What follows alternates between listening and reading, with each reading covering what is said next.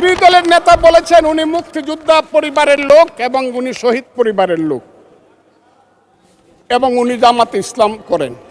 এটা ডাবল অপরাধ। মুক্তিযোদ্ধা পরিবারের লোক কেউ জামাত করতে পারে না। আর শহীদ পরিবারের লোক মাননীয় সদস্যবৃন্দ ওনাকে বলতে দেন।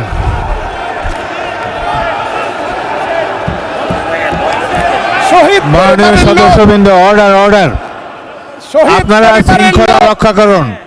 মাননীয় সদস্যবৃন্দ সংসদে শৃঙ্খলা রক্ষা করুন।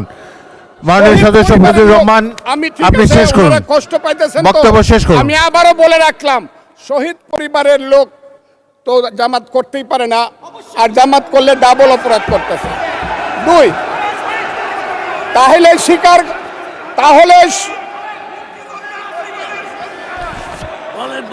আমি আপনাদেরকে বলি, মাননীয় সদস্যবৃন্দ আমি এক সেকেন্ড মাননীয় সদস্য ফজলুর রহমান বসেন।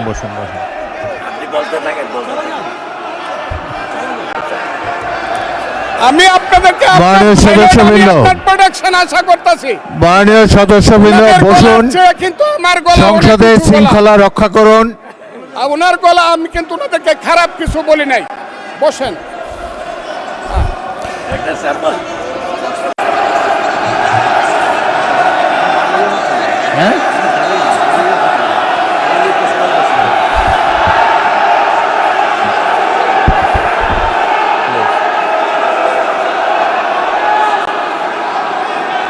খবরের কাগজ, নিখাদ, নির্ভীক, নিরপেক্ষ।